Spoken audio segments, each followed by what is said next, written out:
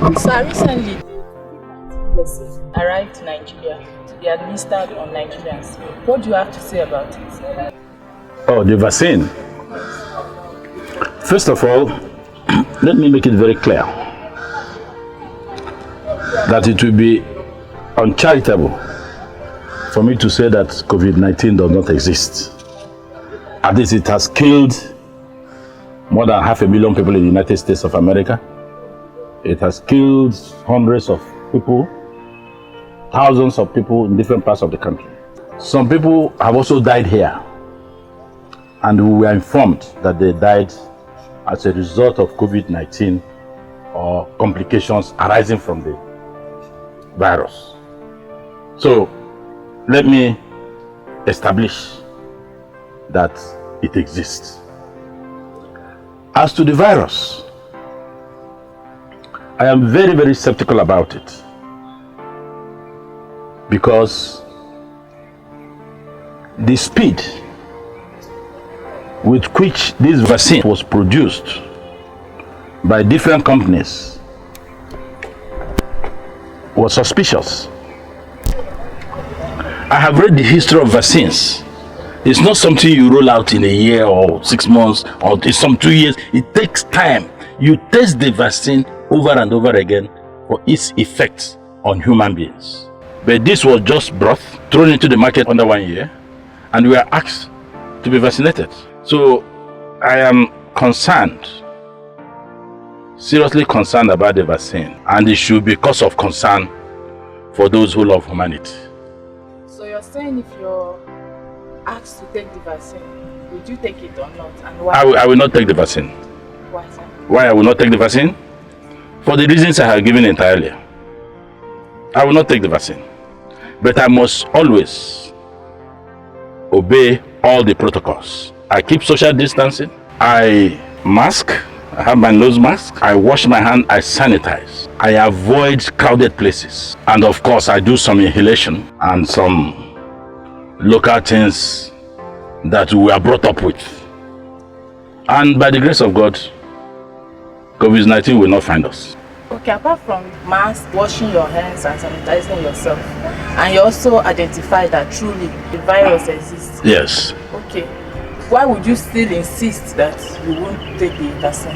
Yes, I will not take it. I don't want to take it. I want it to be tested over and over again. Some countries have stopped the use of the vaccine we are using here. The particular one that we are administering here, some countries have said they don't want it anymore. 4 or 5 countries. Some are continuing with it. This vaccine must be tested over and over again on animals before human beings, so that the effects can be known. You won't have the effects now. Look at the polio vaccine that was taken in Kano. How it crippled hundreds and thousands of our people because of either lack of tests, or that one was of a species that we didn't know. Why is Nigeria not listening to Governor of Kogi State, Yahaya Bello? He has been consistent and he has made his reasons known. Nigerians are not listening because we're interested in importing the vaccine at a price far higher than its cost. If I go by what former governor of Anambra State said, Peter Obi. So when Yahaya Bello talked about the virus, it will enter the ears of those who are interested in making money from the vaccine this way, and it goes out from here. Governor Yahaya Bello has shown exemplary leadership. He knows more than you and I. He's in government. There are informations available to him we don't have. And he has made it publicly that he's not going to take the vaccine. He is not going to suggest to citizens of the state to be used as guinea pig. But he also wish well those who want to take it in Kogi. I recall I have spoken on this matter before. At the peak of COVID-19, middle of last year, I called my people in Kogi whether people were dying. They said none. I said go and check. It took them 3 days to come back by getting back people in the local government say those who are dying are old and there are no symptoms of COVID-19. That is the governor of the state. He has shown leadership, and yet Nigeria is not interested. We are just focused. That in administered to us by World Health Organization and others. What they are doing, copy and paste. Copy and paste. Let me tell you. I recall I have said entirely that the COVID we have in Nigeria is of a different species I said so last year. Look at how hot this weather is. There is no virus that can survive here. I'm not simplifying it.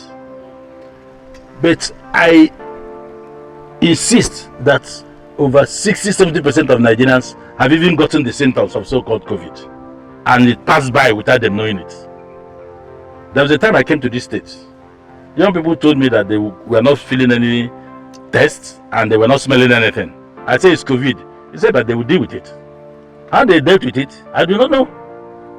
Some took something from the cure, the original cure of COVID-19 is in our farms, it's in our forest, it's in our land.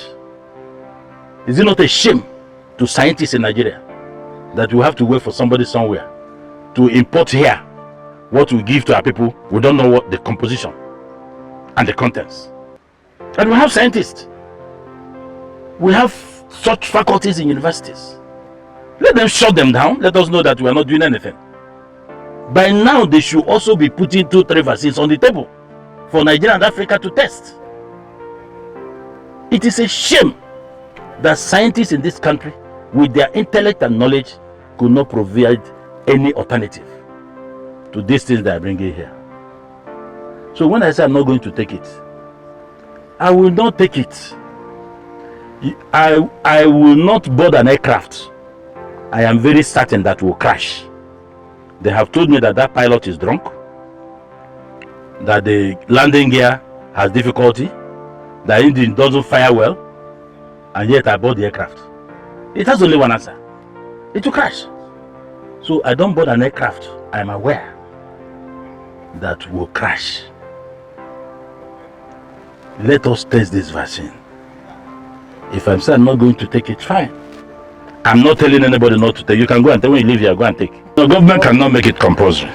What government may likely do is to put some measures to persuade people to take. Like, okay, they can say for you to have a bank account, you must take the vaccine. I will remove my money from the bank. I will hide it under my pillow or under my banana tree or anywhere. I will not take it. If they put it that before I go overseas, I must take it, I am not going anywhere. I will remain here. If there is a law that I can't move to Kedro, local government, my place, from Abuja, unless I administer the vaccine, I will remain in Abuja, or I remain in the Kedro without moving. So I'm telling you how serious it is. I'm not joking. I am not too sure. I'm not too sure that the President Muhammad Buhari, was properly briefed on this COVID-19. I am not too sure that the state affairs, the true state affairs, was brought to him. You see, in previous interviews, I've said I know President more than most of these ministers have with him. If he sees me now, he'll call me by name, comrade, because we were with him before he even contested this election, the first election. I don't think the true state of affairs was brought before him. He wouldn't have allowed this thing to go this way. The presidential panel, they did well. Boss Mustafa, they did very well. They showed concern, they showed hard work. But on this issue of vaccine, I disagree with them 100%. I stand with Yahaya Bello. I stand with him. You see, why your parents sent you to school is for you to use your head. For you to use your head. I will not take the vaccine. Apart from your obvious reasons and personal reasons, I noticed that so many Nigerians are saying that they won't take the vaccine. What do you think their reasons are? Yeah, the citizens that I'm happy you are getting to my point. The citizens that say they will not take it, their reasons are not far or different from my own. I'm sure it must be in tandem with what I have said. What should have been the solution? Yahaya Bello provided it. Look at our health centers, health sectors. Look at how many billions we have spent on this vaccine that 90% of Nigerians will not take it. If they had shared those billions to states to improve on their health sector with a committee monitoring it per state, with that, each state probably would have gotten some billions. At least you have 1 or 3 health centers in each senatorial zone in Nigeria, with people from Abuja monitoring, keeping to standards, equipping them. That is the easiest way to fight COVID-19. Now we are buying vaccine that will evaporate like you ate or you drank, you urinate it off. That is not the solution. I don't know why we always chase shadows instead of chasing the substance. When I talk to Yahaya Bello, I know why I'm calling Yahaya Bello. I have listened to Governor Yahaya Bello many times. You cannot but agree with him. You can't fault him.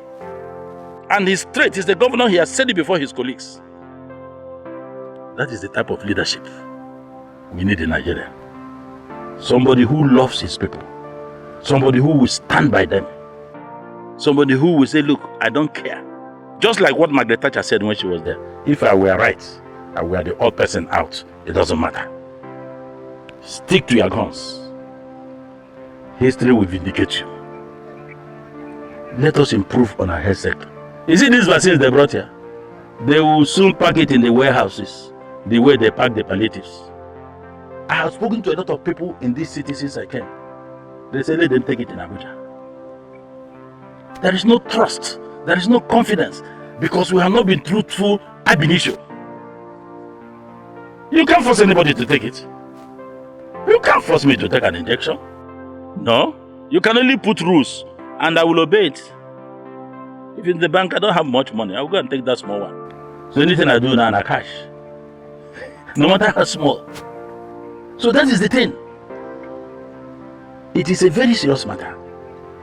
And I think we have to rethink and recalculate our approach to this COVID-19. So I've listened to you and you said so many reasons why you shouldn't take the vaccine. Yes. And I've seen recently that the president, some of the governors and prominent men in Nigeria have taken the vaccine. So why are you still insisting that you won't take it? It's not about insisting. I'm not insisting.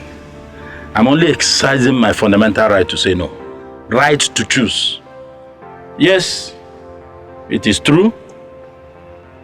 We saw the president when they put needle on his arm.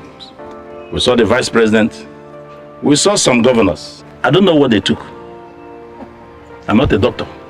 But we saw that demonstration. And the president showed the leadership.